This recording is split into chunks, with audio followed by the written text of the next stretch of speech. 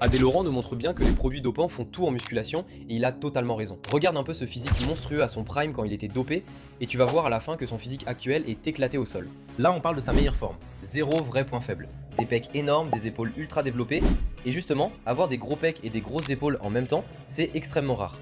En général c'est soit l'un soit l'autre. Là, les deux sont dominants et c'est clairement suspect. Sans parler de son niveau de sèche, il est incroyablement sec, avec un volume musculaire énorme, on est sûrement autour de 8 à 9% de masse grasse, avec un volume qu'on voit rarement, même chez des gars en prise de masse propre. Le seul mini point faible à l'époque c'était le dos, mais c'était vraiment léger, ça c'est son physique sous-produit à son prime, et là maintenant voilà son physique actuel. Il est devenu beaucoup plus plat, attention il a quand même un bon physique, de bons pecs, de bonnes épaules, une sèche autour de 12%, mais le dos c'est là que ça choque, son dos est passé d'un léger point faible à un énorme point faible, il est presque inexistant. Quand tu mets les deux physiques côte à côte, le contraste est violent, passer de ce physique là à celui-là, c'est ultra choquant. Mais la vraie question c'est, est-ce que la taille de son paf a changé?